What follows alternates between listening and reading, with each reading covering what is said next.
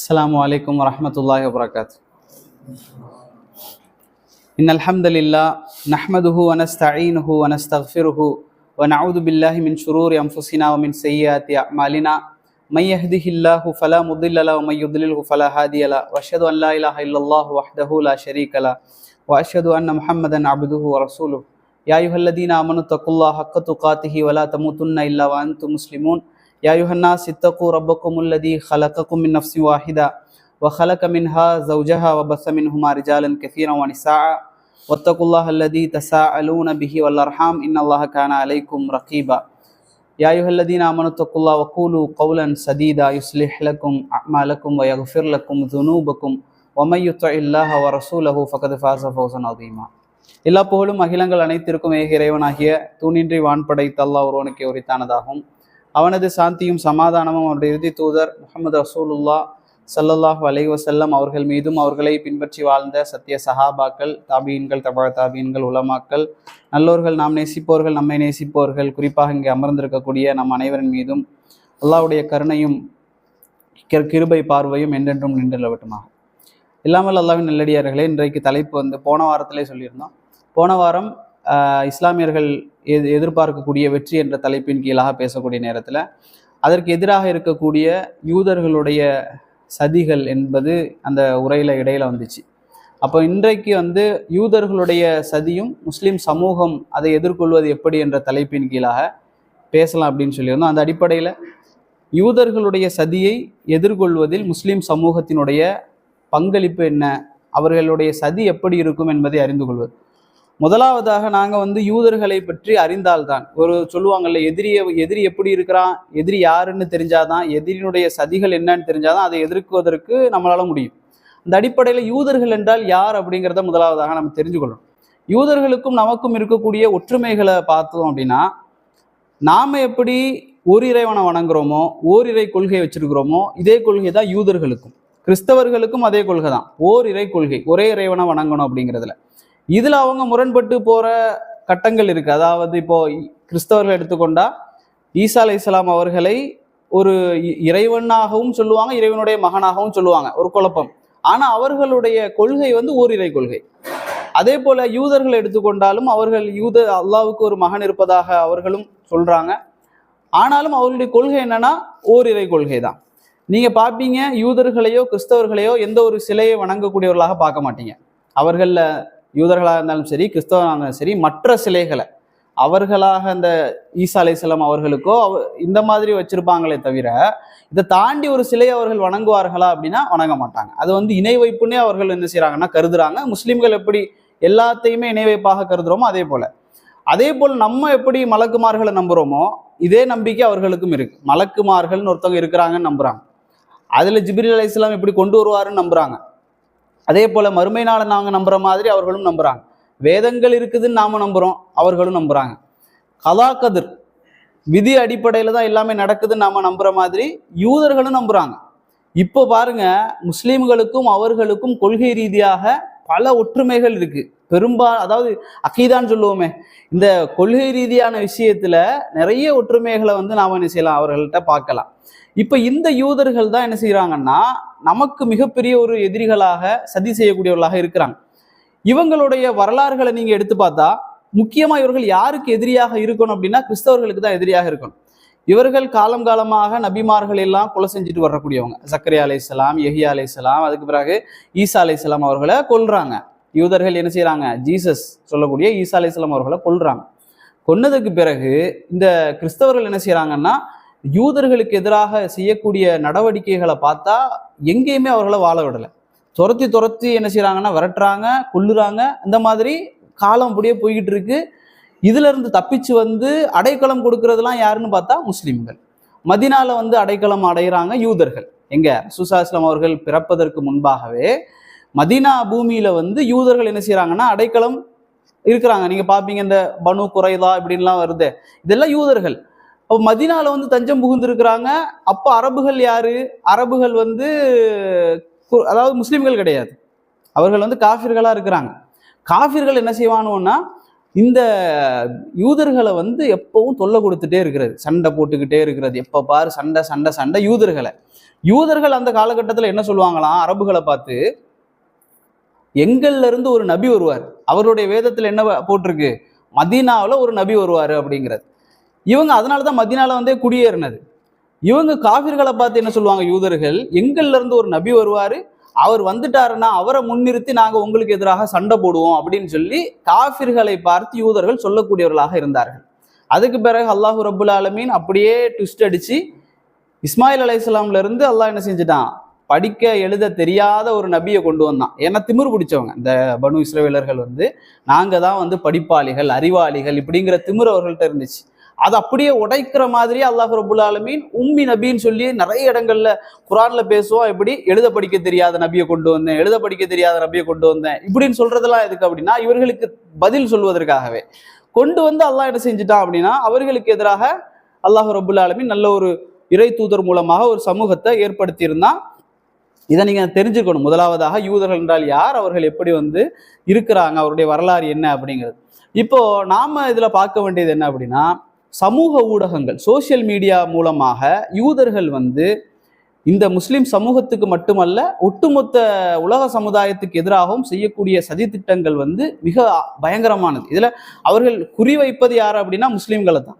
அதுல சிக்கிற மற்ற சமுதாயங்கள் தான் உலகத்தில் இருக்க மற்ற சமுதாயங்கள். அன்றைய காலம் தொட்டே யூதர்களும் இந்த காஃபிர்களும் என்ன செய்யறாங்கன்னா, சோசியல் மீடியா சமூக ஊடகங்கள் மூலமாக காலமாகவே ஒரு எதிர்ப்பு பிரச்சாரத்தை செய்து கொண்டு இருக்கிறாங்க. இன்னைக்கு இன்றைக்கு சமூக ஊடகங்கள் உச்சம் அபாரத்தில் இருக்கக்கூடிய காலகட்டத்தில் எப்படி இருக்கும்னு நினைச்சு பாருங்க. அப்ப இஸ்லாத்துக்கு எதிராக அவர்கள் பல வேலைகளை இந்த சோசியல் மீடியாக்கள் மூலமாக செய்து கொண்டிருக்கிறார்கள் என்பது எல்லாரும் அறிந்ததுதான். இஸ்லாமும் என்ன செய்யுது, ஆரம்ப காலம் தொட்டே இதை வந்து எதிர்த்தே பழகிய சமுதாயம். ஆரம்ப காலம் தொட்டே இதை எதிர்த்து கொண்டே வருகிறது. இதுலையும் ரசூல் ஸல்லல்லாஹு அலைஹி வஸல்லம் அவர்களோடு இருந்த சஹாபாக்கள் இதை வந்து மிக கடுமையாக எதிர்கொண்டாங்க. மற்ற நபிமார்கள் கஷ்டப்பட்டதை விடவும் ரசூல் ஸல்லல்லாஹு அலைஹி வஸல்லம் அவர்களும் நபி தோழர்களும் இந்த யூதர்களால நிறைய கஷ்டப்பட்டாங்க. சமூக இந்த ஊடகங்கள் மூலமாக பிரச்சாரம் செய்யறதுல என்ன செஞ்சாங்கன்னா கஷ்டப்பட்டாங்க, ஆனா எதிர்த்தார்கள். இதுல நீங்க பாப்பீங்க, நிறைய யூதர்கள் என்ன செய்வாங்கன்னா ரசூல் ஸல்லல்லாஹு அலைஹி வஸல்லம் இடத்துல வந்து கேள்விகளை கேட்பாங்க. ரூஹுனா என்னன்னு சொல்லுங்க, பைத்துல் மக்திஸ்ல வந்து என்னென்ன இருக்குன்னு சொல்லுங்க, இப்படி நிறைய கேள்விகளை கேட்பாங்க. நீங்க உண்மையிலேயே நபிதானான்னு டெஸ்ட் பண்றதுக்காக நான் கேட்கிறோம் இப்படின்னு சொல்லி அவர்கள் என்ன செஞ்சாங்கன்னா பிரச்சாரம் செஞ்சாங்க. இதுல நீங்க பாப்பீங்க, ஒரு காஃபிர் இருந்தாரு, வலீத் இப்னு முகீரா அப்படின்னு சொல்லுவாங்க.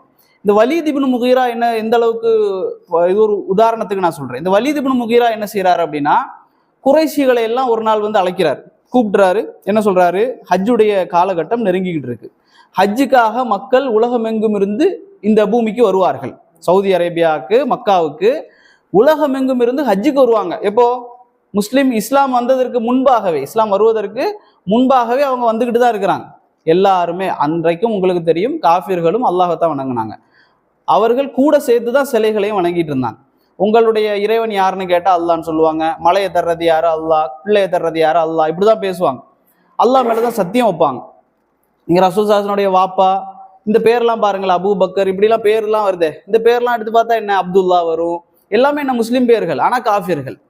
அப்போ இந்த ஹஜ்ஜுக்காக வரக்கூடிய சமயத்துல நிறைய மக்கள் உலகம் எங்கும் இருந்து இந்த மக்காவுக்கு வருவார்கள்.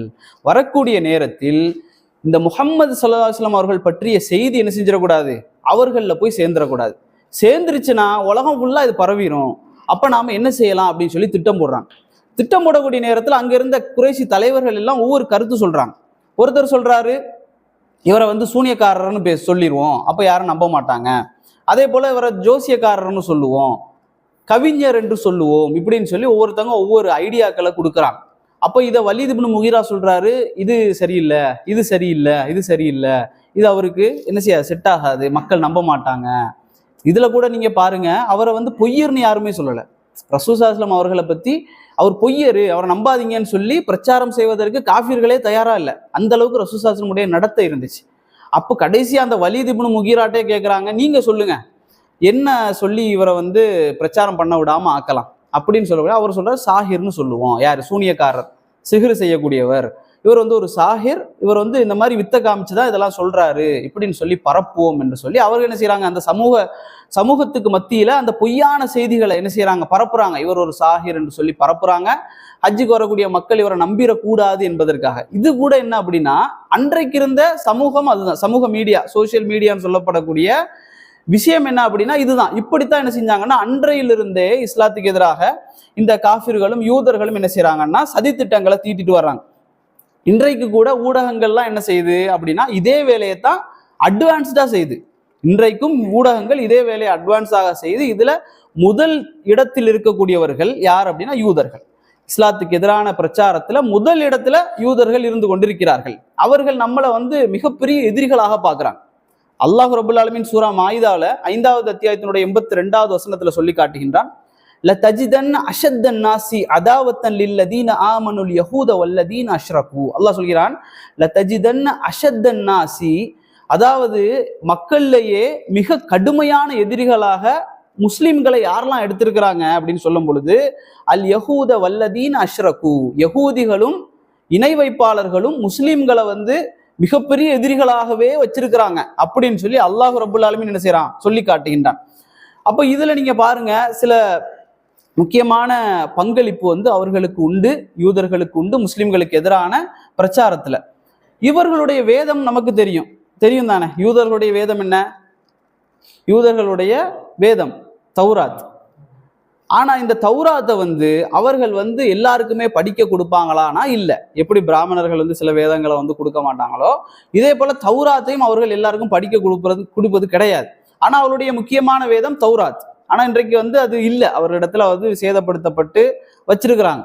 இந்த தௌராத்தை கூட அவர்கள் இப்போ வைக்கிறது கிடையாது. தல்மூத் என்று சொல்லக்கூடிய ஒரு வேதத்தை தான் வச்சிருக்காங்க. தல்மூத் என்பது அவருடைய ஒரு கித்தாபு. நம்ம இன்னைக்கு எப்படி இந்த ரியாது சாலிஹின்லாம் சொல்லி இந்த விளக்க உரைன்னு சொல்லி நூல் வச்சிருக்கோம்ல, இதை மாதிரி தல்மூத் என்று சொல்லி ஒரு வேதத்தை அவங்க வச்சிருக்கிறாங்க.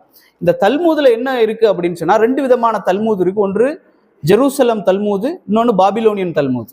இதுல பாபிலோனியன் தல்மூது தான் மிக பிரபலமானது. அவர்கள் எல்லாருமே மேக்சிமம் வச்சிருக்கிறது இதுதான்.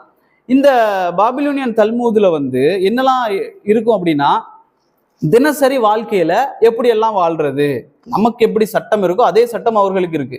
எதை சாப்பிடுறது, எதை சாப்பிடக்கூடாது, ஹலால் ஹராம் அவர்கள்ட்ட இருக்கு.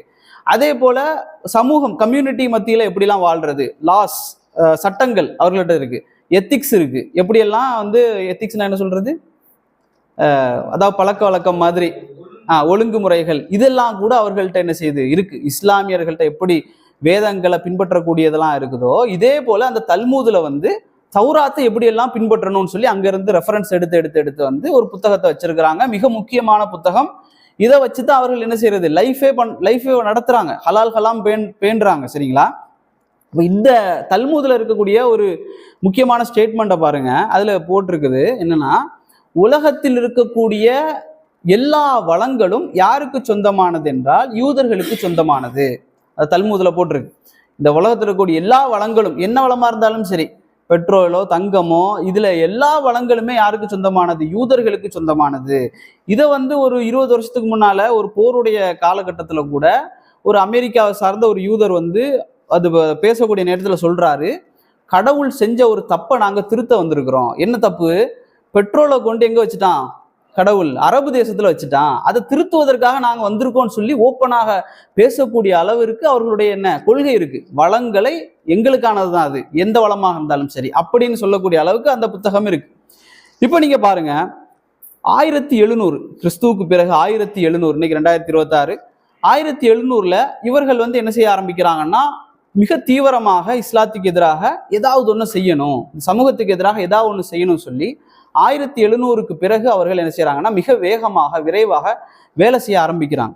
இதனுடைய தொடர்ச்சியாக பாசல் என்று சொல்லக்கூடிய சுவிட்சர்லாந்துல இருக்கக்கூடிய பாசல் என்று சொல்லக்கூடிய ஒரு இடத்துல ஒரு மாநாடு நடத்துறாங்க. பாசல் எடுத்தீங்கன்னா இந்த பிரான்ஸு, ஜெர்மனி, சுவிட்சர்லாந்து, இதுக்கு 3க்கும் நடுவுல இருக்கும். நீங்க மேப் எடுத்து பார்த்தீங்கன்னா தெரியும், இதுதான் நடுவுல இருக்கும் இந்த பாசல் அப்படிங்கிற ஏரியா. இங்கதான் அந்த மாநாடை நடத்துறாங்க சுவிட்சர்லாந்துல. 1897 நடத்துறாங்க.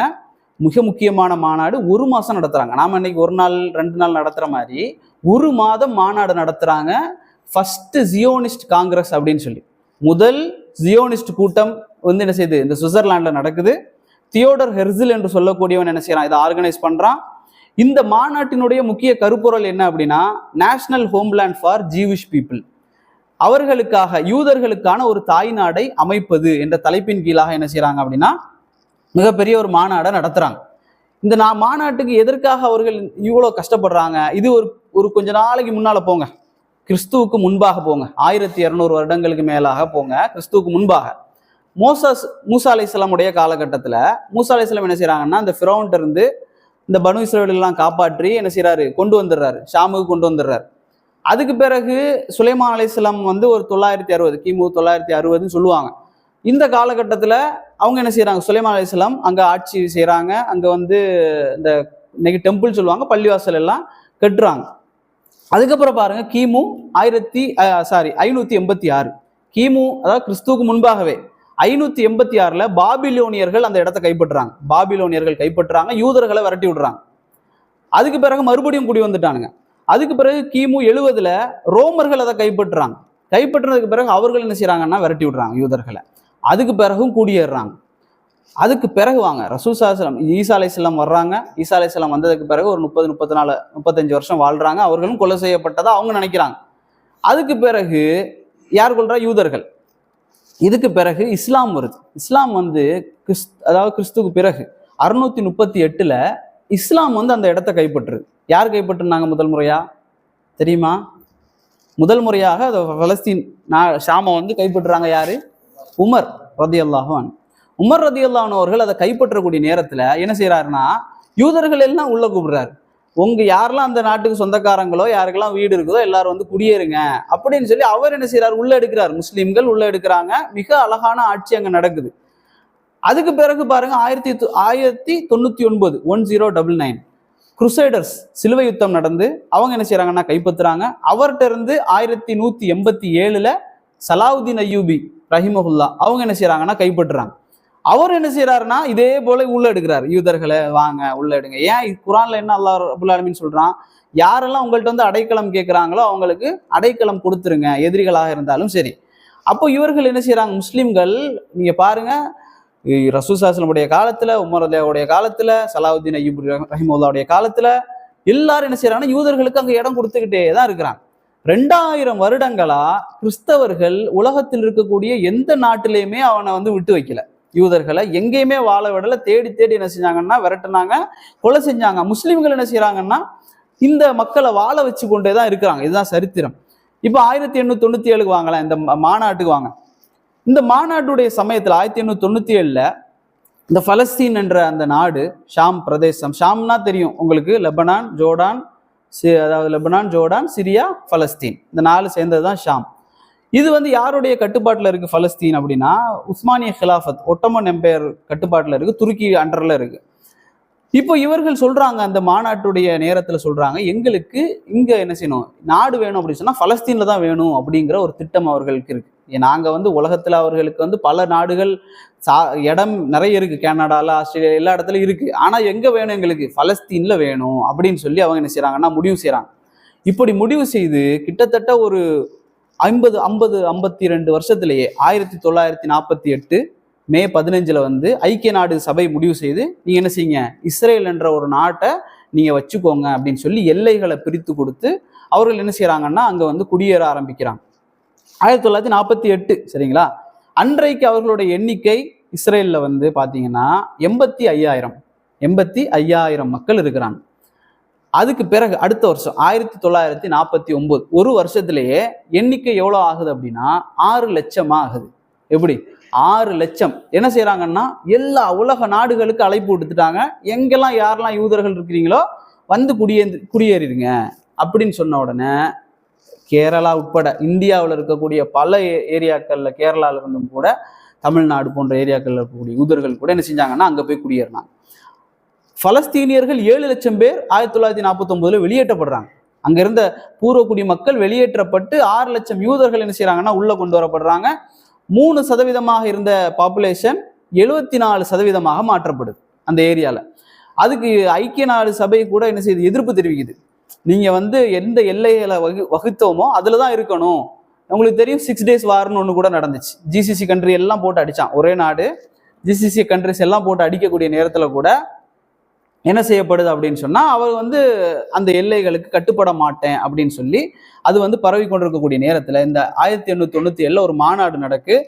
அந்த மாநாட்டில் வந்து விவாதிக்கப்பட்ட கருப்பொருள் என்ன அப்படின்னா, யூத சாம்ராஜ்யத்தை உருவாக்குவது, யூதர்களுக்கு என்று ஒரு நாடை அமைப்பது அப்படிங்கிற ஒரு கருப்பொருள்ல. இந்த மீட்டிங்குக்கு முன்னால இன்னொரு மீட்டிங் நடந்து, அதையும் தெரிஞ்சுக்கோங்க. 1869 ஒரு மாநாடு. அந்த மாநாட்டில் வந்து தலைப்பு என்ன அப்படின்னா, யூதர்களை ஒருங்கிணைப்பது மற்றும் உலகத்தை ஆதிக்கம் செலுத்துவது அப்படிங்கிற தலைப்புல. இது வந்து ஒரு ஷேரோன் அப்படின்னு சொல்லக்கூடிய ஒரு தலைவன். ஷேரோன் சொன்னா இன்னைக்கு நம்ம உலமான்னு சொல்ற மாதிரி, ஷேக்னு சொல்ற மாதிரி ஒரு ஷேரோன்கிற தலைவன், அவனுக்கு கீழே இந்த கூட்டம் நடக்குது. அதுலதான் அந்த 2 விஷயம் சொல்றாங்க. முக்கியமான 2 விஷயங்களை நாங்கள் எடுத்துக்கொள்ள வேண்டும் எங்களுடைய கைகளில். ஒன்று தங்கம், இன்னொன்று பத்திரிகை துறை. இந்த 2 தான் அவருடைய முதல் டார்கெட்டா இருந்துச்சு 1869. தங்கத்தை நாங்கள் என்ன செய்யணும், முடிஞ்ச வரைக்கும் எடுத்துக்கிட்டே இருக்கணும், சேர்த்துக்கொண்டே இருக்கணும். பணத்தை சேர்க்கறது இல்லை, தங்கத்தை நாங்கள் சேர்த்துக்கொண்டே இருக்கணும். அதே போல பத்திரிகை துறைகள் எல்லாம், நியூஸ் சேனல்ஸ் எல்லாம் எங்களுடைய கட்டுப்பாட்டுக்குள்ள கொண்டு வரணும் அப்படிங்கிறது. இந்த விஷயங்களையும் என்ன செஞ்சாங்கன்னா, இந்த 1897 சுவிட்சர்லாண்டில் நடந்த அந்த மாநாட்டில் விவாதிக்கப்பட்டது. அதுல ஒரு சில விஷயங்களை பாருங்க. அந்த முடிவுகள் எடுக்கப்பட்டு அவர் வந்து என்ன செய்யறாருன்னா, மைக்ல வந்து பேசுவாரு. அது ஒரு புத்தகமாகவும் வெளியிட்டாங்க. அதுல எடுக்கப்பட்ட ஒரு சிலதை மட்டும் நான் சொல்றேன். அதுல சொல்றாங்க, முதலாவதாக ஒழுக்க சீர்கேட்டை உண்டாக்குவது, உலகம் முழுக்க ஒழுக்க சீர்கேட்டை உண்டாக்குவது. இந்த அதாவது ஒழுக்க சீர்கேட்டை உண்டாக்கக்கூடிய நேரத்தில் நமக்கு முதலாவதாக எதிரிகளாக இருப்பவர்கள் யார் அப்படின்னு சொன்னா, முஸ்லிம் இளைஞர்கள். முஸ்லிம் இளைஞர்கள் இதை எதிர்க்கக்கூடியவர்களாக இருப்பார்கள். அவர்களையும் சேர்த்து என்ன செய்யறது, நாம என்ன செய்யணும், ஒழுக்க சீர்கேட்டில் தள்ளிவிட வேண்டும். அவங்க சொல்றாங்க, உலகத்தினுடைய ஒவ்வொரு மூலை முடுக்கிலும் ஒழுக்க கேடு ஏற்படுவதற்காக ஒவ்வொரு யூதனும் என்ன செய்ய வேண்டும், ஜியோனிஸ்டும் உழைக்க வேண்டும் அப்படின்னு சொல்றாங்க. அது தொடர்ந்து சொல்றாங்க, அப்போதுதான் உலகத்தினுடைய ஆதிக்கம் நமக்கு கிடைக்கும். உலகம் முழுக்க மூலை முடுக்கில் எல்லாம் ஒழுக்க சீர்கேடுகளை ஏற்படுத்தினால் உலகத்தினுடைய ஆதிக்கம் நமக்கு கிடைக்கும். அது தொடர்ந்து சொல்றாங்க, சிக்மண்ட் ஃப்ராய்டு என்று சொல்லக்கூடியவர் நம் இனத்தை சார்ந்தவராக இருக்கிறார். யாரு? Sigmund Freud. உங்களுக்கு கேள்விப்பட்டிருப்பீங்கன்னு நினைக்கிறேன். சிக்மண்ட் ஃப்ராய்டுன்னு சொல்லக்கூடியவர் நம்மை சார்ந்தவராக இருக்கிறார், நம்ம இனத்தை சார்ந்தவராக இருக்கிறார். இந்த ஃப்ராய்டு என்ன செய்வார், பாலியல் உறவுகளை சூரிய வெளிச்சத்தில் காண்பிப்பார் அப்படின்னு சொல்றாங்க. உங்களுக்கு தெரியும்னு நினைக்கிறேன். சிக்மண்ட் ஃப்ராய்டை பத்தி தெரியுமா யாருக்காவது? தெரியல. சிக்மண்ட் ஃப்ராய்டு அப்படின்னு சொன்னா நீங்க அடிச்சு பாருங்க, சைக்காலஜி படிச்சவங்களுக்கு தெரியும். எல்லா சைக்காலஜி யார் படிச்சாலும் தெரியும் Sigmund Freud. Sigmund Freud is the father of சைக்காலஜின்னு சொல்லுவாங்க. சைக்காலஜினுடைய தந்தை யாரு? Sigmund Freud. இவருடைய ஒரு தியரி ஒன்று இருக்கு, அண்டா சொல்றேன்.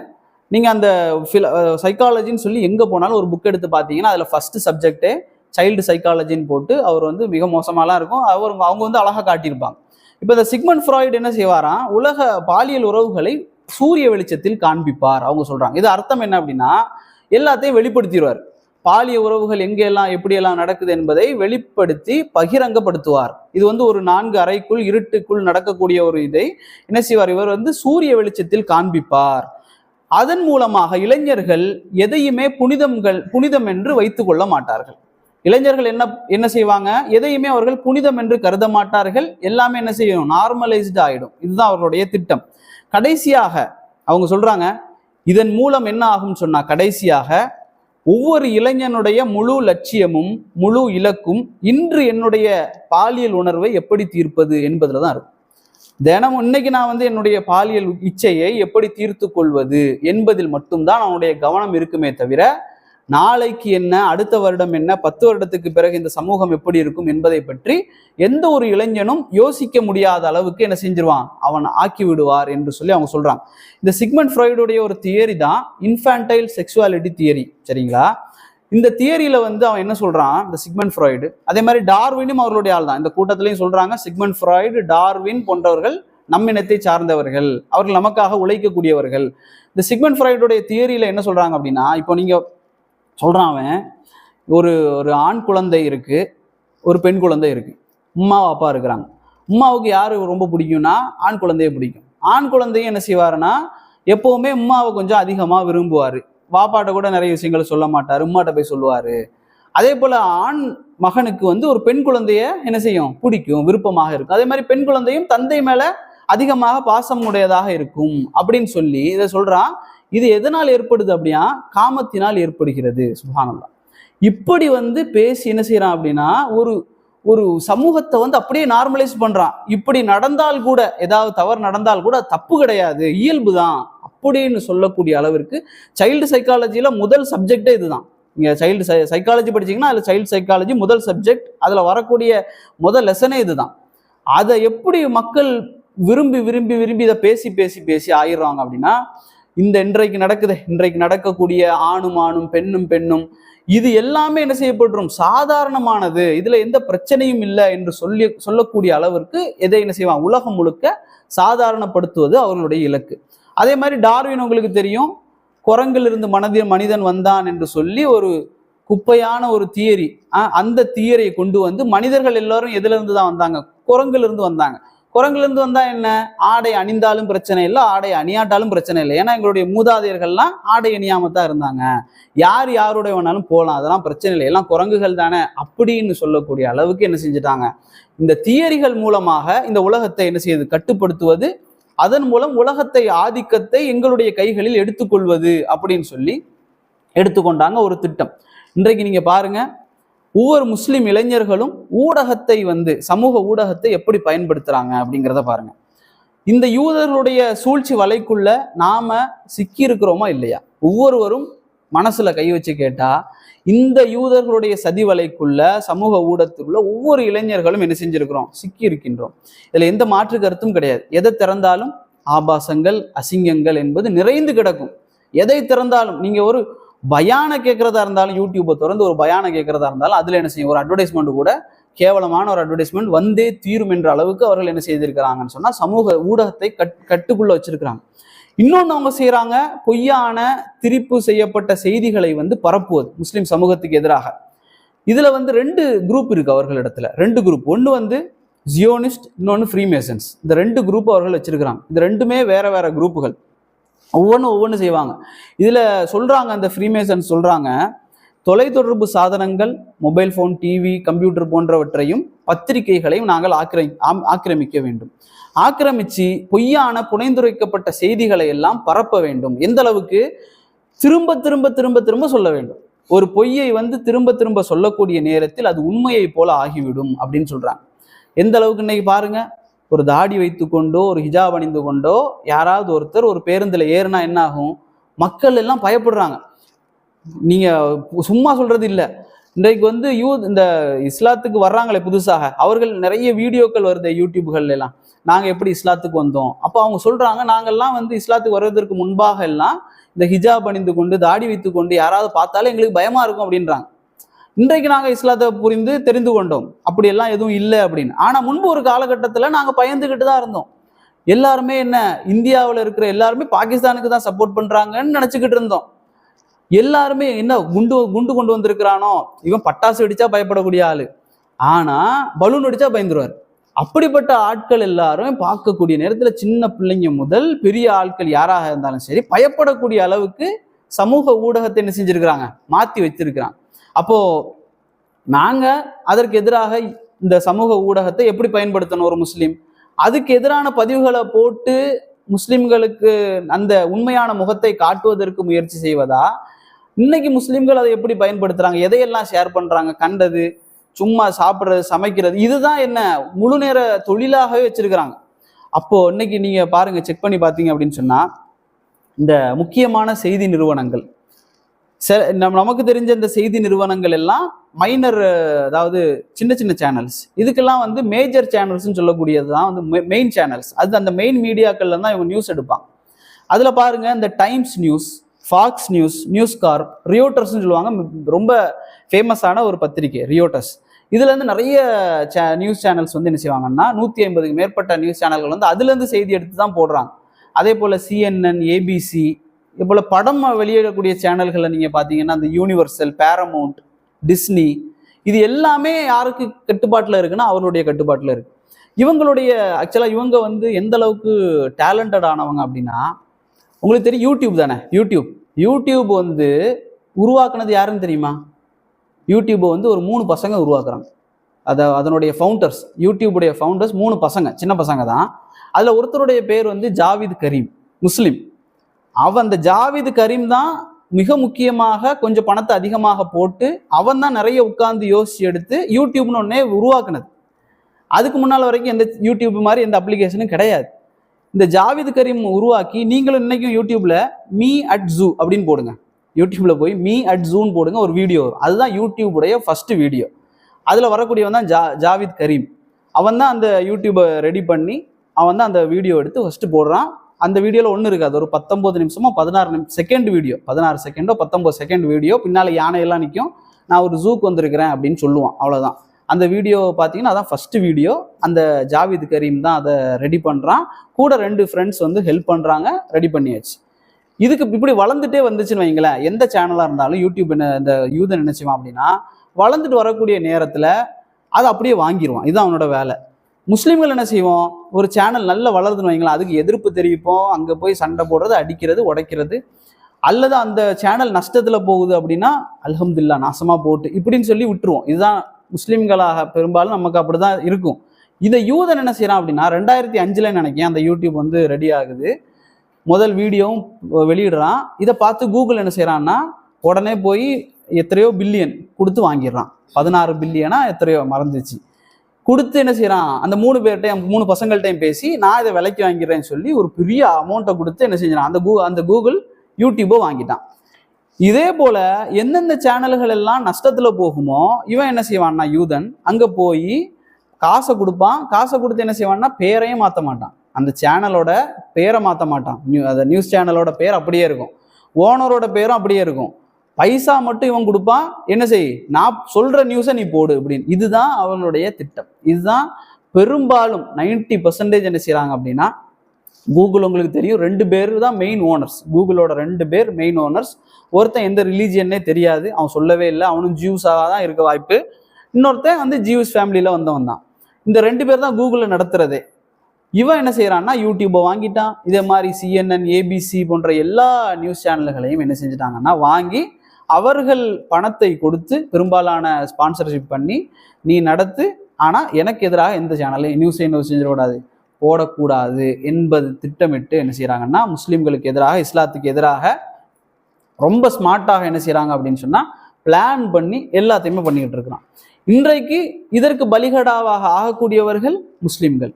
முஸ்லீம்களுடைய மொபைல் ஃபோனை எடுத்துக்கிட்டா இன்னைக்கு சொல்லுவாங்க, சில உலமாக்கள் சொல்லுவாங்க, ஒரு பையனை பற்றியோ அல்லது ஒரு பொண்ணை பற்றியோ நீங்கள் வந்து கல்யாணத்துக்கோ திருமணத்துக்கோ விசாரிக்கலாம் வேண்டாம், ஊரில் போய் இப்படிலாம் விசாரிக்க வேண்டாம். அவனோட இன்ஸ்டாகிராம் இதை எடுத்து அவனோட அந்த பப்ளிக் சோஷியல் அந்த இது ஒன்று இருக்குதே, அதை கிளிக் பண்ணுங்க, அதில் என்னெல்லாம் வருதுன்னு பாருங்க, அதுதான் அவனுக்கு விருப்பமானது. இதை வச்சே நீங்கள் தெரிஞ்சுக்கலாம் அவன் எப்படி அப்படின்னு சொல்லி. இந்த அளவுக்கு பலஸ்தீன் கொடியை வைத்திருக்கக்கூடிய இஸ்லாமிய இளைஞர்கள், அதற்காக போராட வேண்டும், போரிட வேண்டும், இப்படியெல்லாம் பேசக்கூடியவர்கள் எப்படி உள்ள போய் பார்த்தா, தனிமையில போய் பார்க்கக்கூடிய நேரத்துல யூதர்களுடைய கைக்கூலிகள் என்று சொல்லக்கூடிய அளவுக்கு என்ன செஞ்சுட்டாங்க, மாறி போயிருக்கிறார்கள். அவர்களுக்காக பெருமளவுக்கு அவருடைய படங்களை பார்க்கறது, இசையை பார்க்கறது, என்னதான் சொல்லிவிட்டாலும் சரி, நான் சும்மா பார்க்குறேன், நேரம் போகிறதுக்கு பார்க்குறேன், பொழுதுபோக்குக்கு பார்க்குறேன்னு சொன்னாலும் கூட இதுவும் யாருடைய திட்டத்தில் ஒன்று தான், அவனோட திட்டத்தில் ஒன்று தான். நாங்கள் எந்த அளவுக்கு அதில் நேரத்தை செலவழிக்கிறோமோ, அனாச்சாரங்கள்லையும் அசிங்கங்கள்லையும் ஆபாசங்கள்லையும் செலவழிக்கிறோமோ, அது எல்லாம் அவனுக்கான ஒரு ப்ராஃபிட்டாகத்தான் நாங்கள் செஞ்சுக்கிட்டு இருக்கிறோம் அப்படிங்கிறதை நாங்கள் மறந்து விடக்கூடாது. நாங்கள் வந்து அல்ஹம்துலில்லாஹ் நாங்கள் இங்கே வந்து அமர்ந்திருக்கிறோம் என்று சொன்னால் அல்லாஹ்வுடைய கருணையும் இரக்கமும் எங்கள் மேலே இல்லாமல் இல்லை. நாங்கள் இன்றைக்கு இந்த சபையில் வந்து அமர்ந்திருக்கிறோம், ஏதாவது ஒன்று பேசுகிறோம் கேட்குறோம் மார்க்க ரீதியாக என்றால் அல்லாஹ்வுடைய இரக்கமும் அல்லாஹ்வுடைய கருணை பார்வையும் எங்கள் மேலே இருக்குது என்பதை நாங்கள் மறந்துடக்கூடாது. ஆனால் நாங்கள் இந்த சபையை விட்டு வெளியே போனதற்கு பிறகு அல்லது நாளைக்கு காலையில் அதுக்கு அடுத்த நாள் காலையில் நாங்கள் எப்படி மாறுறோம் அப்படிங்கிறத நாங்கள் பார்க்கணும். அப்படி மாறிட்டோம் அப்படின்னு சொன்னால் நாங்கள் நயவஞ்சகர்களா இல்லையா என்பதை நாங்கள் என்ன செய்யணும், மீட்டி பார்க்க வேண்டும். எங்களை நாங்கள் திருத்திக் கொள்வதற்காக முயற்சி செய்ய வேண்டும். அல்லாஹ்வுடைய தூதர் ஸல்லல்லாஹு அலைஹி வஸல்லம் சொன்னாங்க, ஒரு முஸ்லீம் என்ன செய்வான்னா, ஜானுக்கு ஜான் முளத்துக்கு முளன் என்ன செய்வான், பிற சமுதாயத்தை பின்பற்றுவான் அப்படின்னு சொன்னாங்க ரசூலுல்லாஹ். ஒரு உடும்பு பொந்துக்குள்ள போய் அவன் நுழைஞ்சாலும் நீங்க போய் நுழைவீங்க அப்படின்னு சொன்னாங்க. அப்போ சஹாபாக்கள் கேட்குறாங்க, யார் ரசூலுல்லாஹ் யாரை சொல்றீங்க, யூதர்களையும் கிறிஸ்தவர்களையுமா சொல்றீங்க அப்படின்னு கேட்குறாங்க. ரசூலுல்லாஹ் சொல்றாங்க, வேற யாரை நான் சொல்லுவேன் அப்படின்றாங்க. யூதன் ஒரு சாணுக்கு சான் செய்யறான்னா இதே போல நீயும் செய்வ, அவன் உடும்பு பொந்துக்குள்ள போய் நுழைஞ்சா நீயும் நுழைவேன்னு சொல்லக்கூடிய அளவுக்கு யூதர்களை பின்பற்றக்கூடியவர்களாக ரசூலுல்லாஹ் சொன்னாங்க. மன் தஷப்பஹ பி கௌமின் ஃபஹுவ மின்ஹும். அதாவது யார் அந்த மாற்று மத கலாச்சாரத்தை பின்பற்றுகிறாரோ அவர்களை சார்ந்தவர் தான் சொல்றான். இன்றைக்கு நல்ல பயான் கேட்கக்கூடிய பெண்கள் அல்லது ஆண்கள் இவங்க என்ன செய்யறாங்கன்னா, பிறந்த நாள் ஹராம்னு தெரியும், வட்டி ஹராம்னு தெரியும், ஆனா எனக்கு என்னுடைய பிள்ளைக்கு ஒரு முதல் பிறந்த நாள், ரெண்டாவது பிறந்த நாள் இப்படின்னு சொன்னா உடனே அதை கொண்டாடிடுவாங்க. அதுல எந்த இதுவும் பார்க்க மாட்டாங்க, அது என்ன பெரிய ஷிர்கா வைக்கிறேன் அப்படிம்பாங்க. ஆனா இது யாருடைய கலாச்சாரம்? ரசூலுல்லாஹ் தான் சொன்னாங்க, மன் தஷப்பஹ பி கௌமின் ஃபஹுவ மின்ஹும். யார் மாற்று மத கலாச்சாரத்தை பின்பற்றுகிறாரோ அவர்களை சார்ந்தவர் தான்றாங்க. நீ நல்லா பாருங்க, மற்ற சமூகம் எதுவுமே முஸ்லிம் சமூகத்தினுடைய கலாச்சாரத்தை பின்பற்றவே மாட்டாங்க. முஸ்லிம்கள்லாம் தாடி வைக்கிறாங்க, நானும் வைக்கிறேன் அப்படின்னு எவனா வச்சது பார்த்துறீங்களா? கந்தூரா போடுறாங்களே நானும் போட போறேன், எல்லாம் தொழுறாங்களே நானும், இதெல்லாம் பண்ணவே மாட்டாங்க. ஆனா முஸ்லீம் சமூகம் என்ன செய்யுதுன்னா, பிற மத சமுதாயத்தினுடைய கலாச்சாரங்களை எல்லாம் பின்பற்றும். இது ஒரு கேவலமான ஒரு விஷயம். அப்ப நாங்க அதுல ஈடுபற்றவே கூடாது. இந்த பிறந்த நாள் கொண்டாட்டம், கிறிஸ்துமஸ், இந்த கொண்டாட்டங்கள், தீபாவளி கொண்டாட்டங்கள், இதுல எல்லாம் நாங்கள் என்ன செய்யக்கூடாது, கலந்து விடக்கூடாது.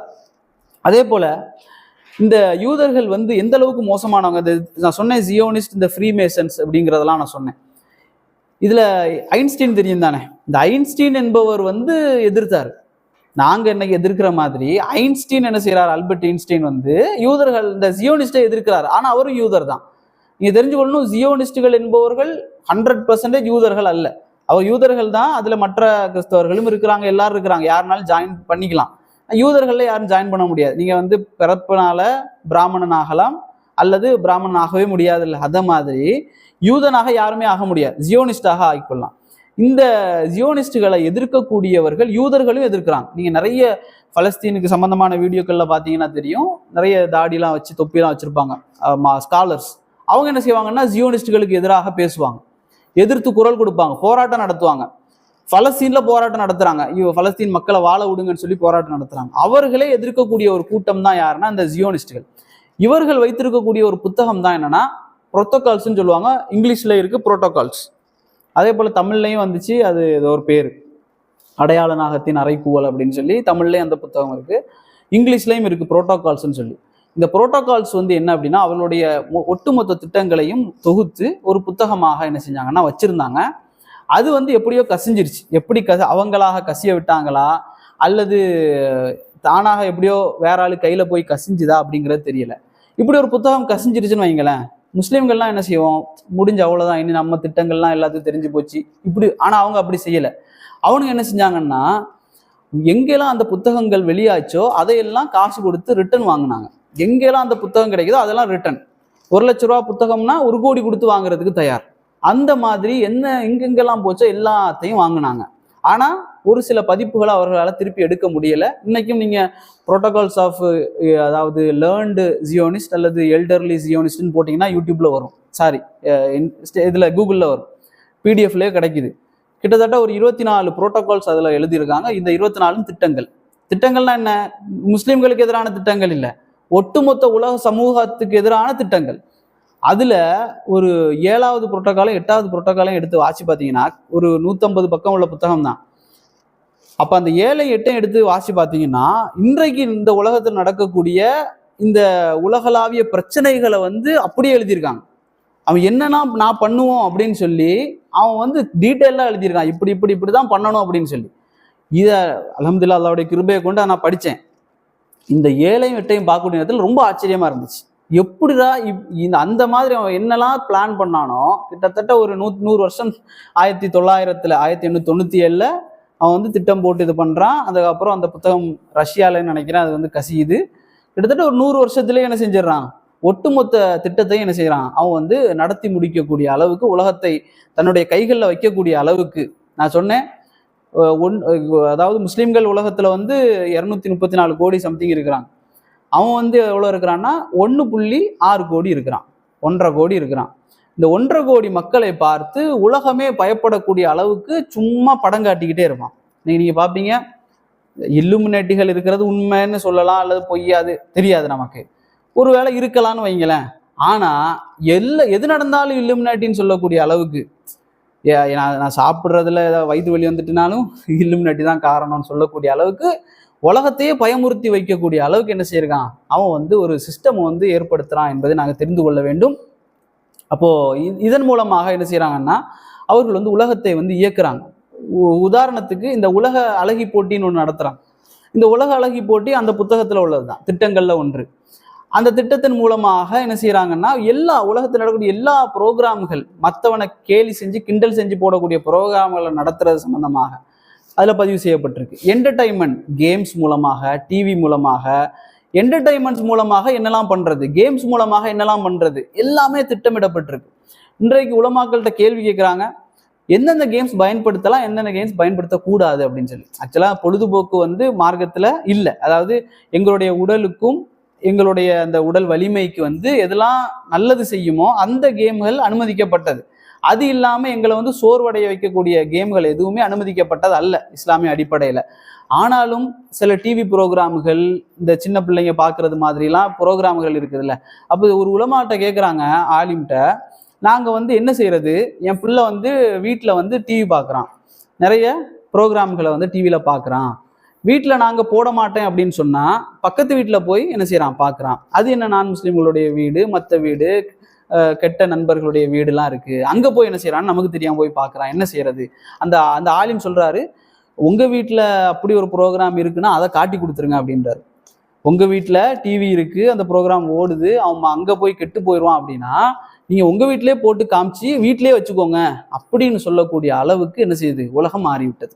அப்போ எங்களால் முடிந்த அளவுக்கு என்ன செய்யறதுன்னா, அதற்கும் முஸ்லீம்கள் நிறைய முயற்சி பண்ணுறாங்க. யூடியூப்கள், டிவி சேனல்ஸ் எனக்கு தெரிஞ்சு இல்லை, இஸ்லாமிய சேனல்கள் என்பது இல்லை. அப்படி இருந்தாலும் கூட நம்ம நாட்டில் ஒரு சில சேனல்கள் இருக்குது. 24 மணி நேரம் பயான். 24 மணி நேரம் என்ன பயானை போட்டு கேட்க முடியும், நம்மளாலே கேட்க முடியாது, அப்படித்தானே. ஏதாவது ஒரு விவாதம் மாதிரி பண்றது, ஏதாவது ப்ரோக்ராம்களை பண்ற மாதிரி ஒரு நல்ல ஒரு இதை யோசிக்கக்கூடியவர்கள் நிறைய பேர் இருக்கிறாங்க. அதாவது இஸ்லாமிய ரீதியாக என்னென்ன ப்ரோக்ராம்களை பண்ணலாம்னு சொல்லி ஒரு டிவி அறிமுகம் பண்றது மிகப்பெரிய ஒரு நல்ல விஷயம். யூடியூப்கள்ல நிறைய பேர் பண்றாங்க. இஸ்லாமிக் இந்த அதாவது முகத்தைகள்லாம் காட்டாம மறைச்சு நபிமார்களுடைய வரலாறு எடுக்கிறாங்க, நிறைய ப்ரோக்ராம்களை பண்றாங்க. இந்த மாதிரிலாம் பண்ணக்கூடிய முயற்சிகளை வந்து எடுக்கிறாங்க, அது வரவேற்கத்தக்கது. அப்போ இன்னைக்கு எந்த அளவுக்கு மாறி இருக்கு அப்படிங்கிறத சொல்றேன். இஸ்லாமிய சமூகத்துக்கு எதிராக சின்ன பிள்ளைங்க முதல் பெரிய மனிதர்களை வர கட்டுப்படுத்தக்கூடிய அளவுக்கு அவங்க என்ன செஞ்சாங்கன்னா மாறி இருக்கிறாங்க. நாங்க வந்து கொஞ்சம் வித்தியாசமாக இஸ்லாமிய அடிப்படையில் இருந்துட்டாலே எங்களை வந்து அந்நியர்களாக முஸ்லீம் சமூகமே பார்க்கக்கூடிய அளவுக்கு மாத்திட்டாங்க. ஒருத்தன் வந்து பாட்டு கேட்காம இருக்கிறான்னா, நீங்க பாட்டு கேட்காமலாம் எப்படிப்பா இருக்கிறீங்க, கேம் விளையாடலாம் எப்படி இருக்கிறீங்க அப்படின்னு கேட்கக்கூடிய அளவுக்கு சமூகம் மாறிடுச்சு. ரசூல்லா சொன்னாங்க, அந்த மாதிரி ஒரு காலம் வரும், அந்நியர்களை போல பார்க்கக்கூடிய ஒரு காலம் வரும். ரசூல்லா சொன்னாங்க, பத அல் இஸ்லாமு கரீபன், அதாவது இஸ்லாம் வந்து எப்படி முன்பு இருந்துச்சோ அதே போல என்ன செய்யும் அப்படின்னு சொன்னா மறுபடியும் அந்த நிலைக்கு திரும்பும். பதா அல் இஸ்லாமு கரீபன் வஸயஊது கரீபன் கமா பதா. முன்னால ரசூலுல்லாஹ்வுடைய காலத்துல எப்படி இஸ்லாம் இருந்துச்சு, 4 பேர் 3 பேர் 5 பேர், அவங்கள பார்த்தாலே வித்தியாசமா பார்ப்பாங்க, இப்படி இருந்துச்சு இல்ல, அந்த மாதிரி இஸ்லாம் மறுபடியும் அந்த நிலைக்கு திரும்பும். அப்போ ரசூலுல்லாஹ் சொன்னாங்க, ஃபதூபா லில் குரபா, அந்த அந்நியர்களாக இருக்கிறவர்களுக்கு நற்செய்தி அப்படின்னாங்க. நீங்க வந்து அந்த காலகட்டத்தில் இருந்தீங்க அப்படின்னா உங்களை அப்படி வித்தியாசமாக அவங்க பார்க்குறாங்க அப்படின்னு சொன்னா அவங்க தான் யாரு, குரபாக்கள், ஸ்ட்ரேஞ்சர்ஸ், அவர்களுக்கு நற்செய்தி அப்படின்னு சொல்லி ரசூலுல்லாஹ் சொல்றாங்க. அப்போ அந்த நற்செய்தியை பெற்றவர்களாக என்ன செய்யணும், நாம இருக்க வேண்டும். இவர்களால நேரடியாக பாதிப்புக்கு உள்ளாகக்கூடியவர்கள் யாருன்னா பலஸ்தீனியர்கள். இந்த பலஸ்தீனியர்கள் நம்மளாவது இந்த சோசியல் மீடியா இதன் மூலமாக அவர்களுடைய கட்டுப்பாட்டுக்குள்ள இருக்கிறோம். ஆனா அவர்கள் நேரடியாக தாக்குதல் நடத்தக்கூடிய அளவுக்கு, கொலை செய்யக்கூடிய அளவுக்கு. இன்றைக்கு ஒரு வீடியோ பார்க்குற, ஒரு கார்ல ஒரு பலஸ்தீனிய குடும்பம் போய்கிட்டு இருக்கு, சாதாரண பலஸ்தீன குடும்பம் கார்ல போயிட்டு இருக்கிறாங்க. இவன் சுடுறான், ஒரு 4 வயது அல்லது 3 வயது குழந்தை தலையில குண்டடிப்பட்டு அந்த பிள்ளை மௌத்தாயிருது. அவங்க அம்மாவுடைய பல்லுல வந்து குண்டு ஏறுது, மௌத்தாயிருச்சு. இந்த அளவுக்கு வந்து நேரடியாக பாதிக்கப்படுறாங்க. ரசூல்லா அவர்களுக்காகவே சொன்ன மாதிரி ஒரு ஹதீஸை பாருங்க, சஹீல் முஸ்லீம்ல வருது, 7190வது செய்தி. அபூ மூஸா அல் அஷ்அரி ரலியல்லாஹு அறிவிக்கிறாங்க, மலையை போல பாவம் செய்து கொண்டு ஒரு சமூகம் என்னிடத்துல வரும். அல்லாஹ்விடத்துல மலையை போல பாவங்களை செய்து கொண்டு ஒரு சமூகம் வரும். அல்லாஹ் என்ன செய்வான் என்றால் அவருடைய எல்லா பாவங்களையும் மன்னித்து விடுவான். அவர்களுடைய தண்டனையை அல்லாஹ் யூதர்கள் மேலேயும் கிறிஸ்தவர்கள் மேலேயும் போட்டு விடுவான் அப்படின்னு சொல்றாங்க. அல்லாஹ் யாருக்கும் அநியாயம் செய்ய மாட்டான். அல்லாஹ் வேணும்னே இந்த தண்டனை எடுத்து அவர்கள் மேல போட மாட்டான். இப்படி போடுகிறான் என்றால் இந்த ஹதீஸ் எதை குறிக்குது அப்படின்னா, அவர்களுக்கு இஸ்லாமிய செய்திகளை எட்ட விடாமல் பண்ணுவதற்கும் அவர்களை வாழ விடாமலே பண்றது. அவங்களுக்கு ஒரு ஹதீஸ் கேட்க நேரம் கிடையாது, பயான் கேட்க நேரம் கிடையாது. நீங்க நிறைய பலஸ்தீனில் பார்ப்பீங்க, தாடி இருக்காது, கரண்டை கீழே ஆடை இருக்காது, பெண்களை பார்ப்பீங்க நல்ல ஹிஜாப் அணிஞ்சிருக்க மாட்டாங்க, நல்ல செய்திகள் அவர்கள் தொழக்கூட நேரம் இருக்காது, நோன்பு வைக்கிறதுக்கு அவர்களால் முடியாது. இந்த மாதிரி அவர்களை ஆக்குவதற்கு காரணமாக இருந்த யூதர்களையும் கிறிஸ்தவர்களுக்கு மேலாக அல்லாஹ் என்ன செய்வான், அந்த தண்டனைகளை எல்லாம் போடுவான் என்று சொல்லி அல்லாஹ்வுடைய தூதர் ஸல்லல்லாஹு அலைஹி வஸல்லம் அவர்கள் சொல்றாங்க. இப்போ அவர்களை பத்தி சில விஷயங்களை ஹதீஸ்கள்லையும் குர்ஆன்லையும் சொல்லப்பட்டது போல வேற எந்த புத்தகத்திலையும் நீங்க படிக்க முடியாது. ரசூலுல்லாஹி ஸல்லல்லாஹு அலைஹி வஸல்லம் சொல்றாங்க, சஹீல் புகாரில 2356 செய்தியில ஒரு நில பிரச்சனை வருது. ஒரு சஹாபி வர்றார் ரசூலுல்லாஹ் இடத்துல, யார் ரசூலுல்லாஹ், இந்த யூதன் என்ன செய்யறான்னா என்னுடைய நிலத்தை எடுத்து வச்சுட்டு அவனுடைய நிலம் அப்படின்றான். அப்போ ரசூலுல்லாஹ் இடத்துல 2 பேரும் போயாச்சு. அப்போ ரசூலுல்லாஹ் சொல்றாங்க, அந்த முஸ்லீம் இடத்துல உனக்கு ஆதாரம் ஏதாவது இருந்துச்சுன்னா கொடு அப்படின்றாங்க. ஆதாரம் இல்லையா ரசூலுல்லாஹ்? அப்ப யூதன்ட்ட சொல்றாங்க, அப்ப நீ சத்தியம் இடு, அல்லாஹ் மேல சத்தியம். அவங்க அல்லாஹ் மேல சத்தியம் இடுவாங்க. அல்லாஹ் மேல சத்தியம் பண்ணி சொல்லு நீ உன்னோட இடம் அப்படின்னு. அப்ப அந்த சஹாபி சொல்றாரு, யார் ரசூலுல்லாஹ், அவன்கிட்ட போய் சத்தியம் கேட்குறீங்க? அவன் அல்லாஹ் மேல சத்தியம் பண்ணுவான், இடத்த எடுத்துட்டு போயிட்டே இருப்பான், அவன் இதுக்கெல்லாம் கண்டுக்கலாம் மாட்டான் அப்படின்னு. அப்போ ரசூலுல்லாஹி ஸல்லல்லாஹு அலைஹி வஸல்லம் அவர்களுக்கு வஹி இறங்குது. அல்லாஹ் ரப்பல் ஆலமீன் குர்ஆன்ல 3ஆம் அத்தியாயத்தினுடைய 77வது வசனத்தை இறக்குறான். சொற்ப கிரயத்துக்காக சின்ன சின்ன விஷயத்துக்கெல்லாம் சத்தியம் செய்யக்கூடியவர்களாக அவர்கள் இருக்கிறார்கள், அவர்களுடைய தண்டனையை அவர்கள் எதிர்பார்க்க வேண்டும் சொல்லி அல்லாஹ் ரப்பல் ஆலமீன் குர்ஆன் வசனத்தை என்ன செய்யறான், இறக்கி வைக்கின்றான். அதே போல நீங்க பாருங்க, அப்துல்லா இப்னு சல்லாம் சொல்லிட்டு ஒரு யூதர் ரசூலுல்லாஹ்வுடைய காலத்துல இஸ்லாத்தை ஏற்கிறாரு. மிக பிரபலியமான யூதர், சரிங்களா? இஸ்லாத்தை எதிர்த்து கொண்டிருந்தவர் இஸ்லாத்துக்கு வந்துட்டாரு. அப்ப ரசூலுல்லாஹ்வோட இருக்கிறார். அப்ப யூதர்கள் ஒரு கூட்டம் அப்படியே ரசூலுல்லாஹ்ட்ட வருது. அப்ப அப்துல்லா இப்னு சல்லாம் சொல்றாங்க, இந்த யூதர்கள் எப்படிப்பட்ட பொய்க்காரங்கன்னு சொல்லி தெரிஞ்சுக்கணுமா, நான் கொஞ்சம் பின்னால ஒளிஞ்சிருக்கிறேன், நீங்க கொஞ்சம் விசாரிங்க அப்படின்னு. அப்ப அவர் பின்னால ஒளிஞ்சுக்கிட்டார். அப்ப ரசூலுல்லாஹ் கேட்குறாங்க, இந்த அப்துல்லா இப்னு சல்லாம்னு ஒருத்தர் உங்கள்கிட்ட உண்டுமே, அவரை பத்தி நீங்க என்ன நினைக்கிறீங்க அப்படின்னு சொல்லி ரசூலுல்லாஹ் என்ன செய்யறாங்க, கேட்குறாங்க. அவங்களுக்கு தெரியாது இவர் இஸ்லாத்தை ஏற்றுக்கொண்டது. அப்போ ரசூலுல்லாஹ் கேட்குறாங்க, எப்படி அவரு அப்படின்னு கேட்க வேண்டிய இடத்துல அவங்க சொல்றாங்க, ஹைருனா வபுனு ஹைரினா, அவர் ரொம்பலையே ரொம்ப நல்லவர், நல்ல மனுஷன், அவங்க வாப்பாவும் நல்ல மனுஷன் தான் அப்படின்னு சொல்றாங்க. வாப்பாவும் நல்ல மனுஷர் தான், அவரும் நல்ல மனுஷர் தான், எப்படிப்பட்ட ஆள் அப்படின்னு. அவர் இஸ்லாத்தை ஏற்றுக்கொண்டா நீங்க என்ன சொல்றீங்க அப்படின்னு கேட்குறாங்க. அப்போ அவங்க சொல்றாங்க, அல்லாஹ் பாதுகாக்கட்டு, அவர்லாம் இஸ்லாத்தெல்லாம் ஏத்துக்கவே மாட்டாரு அப்படின்னு. உடனே அப்துல்லா இப்னு சல்லாம் வெளியே வந்தாங்க. வெளியே வந்து சொன்னாங்க, அஷ்ஹது அல்லா இலாஹ இல்லல்லாஹ் வ அஷ்ஹது அன்ன முஹம்மது ரசூலுல்லாஹ்னு சொன்னாங்க. இதை சொன்ன உடனே யூதர்கள் சொன்னாங்க, ஷர்ருனா வபுனு ஷர்ரினா, எங்கள்லயே மோசமானவன் இந்த ஆள் தான், இவன் வாப்பாவும் கெட்டு போனவன் தான், இவனும் நாசமா போனவன் தான் அப்படின்னு ரசூலுல்லாஹ்ட்ட சொன்னாங்க. பாத்தீங்களா எப்படிப்பட்டவங்க பாத்தீங்களா அப்படின்னு சொல்லி ரசூலுல்லாஹ்ட்ட சொன்னார். அதே போல ரசூலுல்லாஹ்க்கு ஒரு யூத பெண்மணி விஷம் வச்சா, அப்படிதானே? ஆட்டுல விஷம் வைக்க எல்லாரும் தெரியும். அப்ப ரசூலுல்லாஹ் ஒரு கூப்பிட்டாங்க எல்லாரையும், யூதர்கள் எல்லாம் வாங்க அப்படின்னு சொல்லி கூப்பிட்ட உடனே ரசூலுல்லாஹ் கேட்டாங்க. ரசூலுல்லாஹ் விசாரிக்கிறாங்க. அவங்கள்ட்ட எல்லாம் கேட்டாங்க, நான் ஒண்ணு கேட்பேன் உங்ககிட்ட, நீங்க உண்மையை சொல்லுவீங்களா அப்படின்னு. அவங்க சொன்னாங்க, ஆமா காலனாம், நாங்க உண்மையை தான் சொல்லுவோம் அப்படின்னு. அப்போ உங்களுடைய தந்தை யாரு அப்படின்னு கேட்குறாங்க ரசூலுல்லாஹ். அப்போ அவங்க சொல்றாங்க, ஒரு ஆளுக்கு பேரை சொல்றாங்க, பொய் அது. அப்போ ரசூலுல்லாஹ் சொல்றாங்க, அது இல்லை, இவர் தான் உங்களுடைய தந்தை அப்படின்னு சொல்றாங்க. பொய் சொல்லிட்டாங்களா? பொய் சொன்னது தெரிஞ்சிருச்சா? இப்போ நம்மளா இருந்தா என்ன செய்வோம், பொய் சொல்லிட்டோமே, மனசு கஷ்டப்படும். அவங்க என்னதமா சொன்னாங்க, மாஷல்லா உண்மையை தான் சொன்னீங்க, நீ கரெக்டாக சொல்லிட்டீங்க ரசூலுல்லாஹ் அப்படின்னு. அந்த பொய் சொன்னோங்கிற ஒரு வெக்கம் கிடையாது. அதே போல ரசூலுல்லாஹ் கேட்டாங்க, நான் இன்னொரு கேள்வி கேட்குறேன், நீங்க உண்மையை சொல்லுவீங்களா அப்படின்னு. அவங்க சொன்னாங்க, கால நாம் யா அபுல் காசிம், அபுல் காசிமே நாங்க என்ன செய்வோம், உண்மையை தான் சொல்லுவோம். அப்போ அவங்க சொன்னாங்க, நரகவாசிகள் யார் அப்படின்னு கேட்டாங்க ரசூலுல்லாஹ். நரகத்துக்கு யார் போவா அப்படின்னு கேட்டாங்க. அவங்க சொன்னாங்க, நாங்க தான் போவோம். யாரு? யூதர்கள். நாங்க தான் போவோம், ஆனா என்ன செய்வோம், கொஞ்ச நாள்லயே நாங்க வெளியே வந்துருவோம், அதுக்கு பிறகு அல்லாஹ் உங்களை தான் தூக்கி போடுவான் அப்படின்னு. ரசூலுல்லாஹ் சொன்னாங்க, நரகத்திலே நாசமா போங்க, நரகத்திலே நீங்கள் நாசமாக போவீர்கள், நாங்கள் ஒரு காலம் அங்க வரமாட்டோம் அப்படின்னாங்க ரசூலுல்லாஹ். இதுவும் பொய்.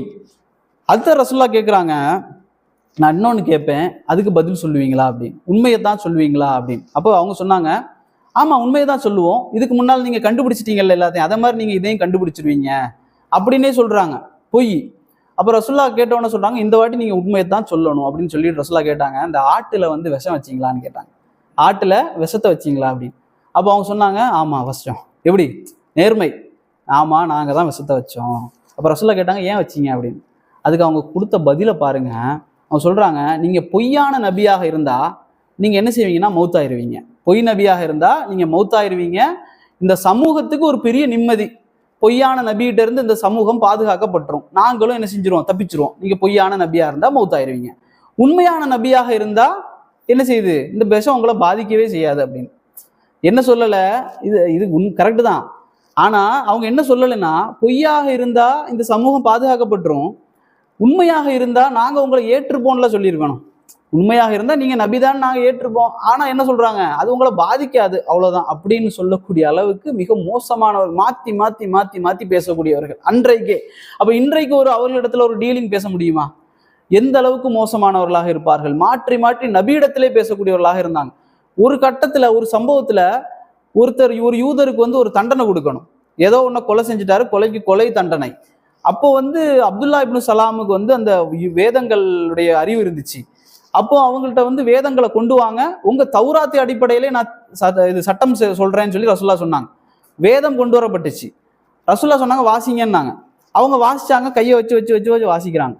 அப்போ அந்த கொலைக்கு கொலைன்னு வரக்கூடிய இடத்துல கையை வச்சு மறைச்சிட்டு வாசிக்கிறாங்க. அப்துல்லா இப்னு சலாம் சொன்னாங்க, அந்த கையை எடுங்க அப்படின்னு. கையை எடுத்தோன்னு பார்த்தா அதுல கொலைக்கு கொலை அப்படின்னு எழுதப்பட்டிருக்கு.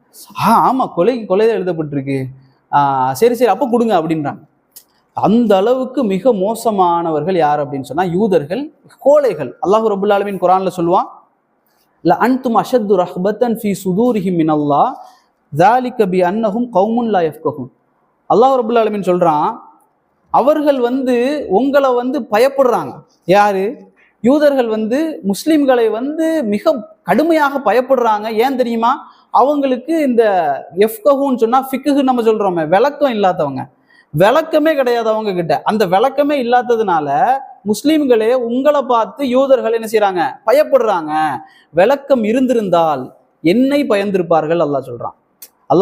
விளக்கம் அவர்களுக்கு இருந்திருந்தால் என்னை பயந்திருப்பார்கள். முஸ்லிம்களுக்கு இதுல ஒரு பாடம் இருக்கு. நாங்க இந்த யூதர்களை பயப்படுறோம்னு சொன்னா எங்களுக்கு ஃபிக்ஹ் இல்லை, எங்களுக்கு சரியான அறிவு இல்லை. அல்லாஹ்வுக்கு மேல அறிவு எங்களுக்கு இருந்திருந்தால் நாங்கள் அல்லாஹ்வை பயந்திருப்போம், யூதர்களை பயந்திருக்க மாட்டோம். அல்லாஹ் அடுத்த வசனத்துல சொல்றான், லா யுகாத்திலூனக்கும் ஜமீஅன் இல்லா ஃபீ குரம் முஅஸ்ஸனத்தின் அவ் மின் வராஇ ஜுதூர் பஅஸுஹும் பைனஹும் ஷதீத் தஹ்ஸபுஹும் ஜமீஅன் வ குலூபுஹும் ஷத்தா.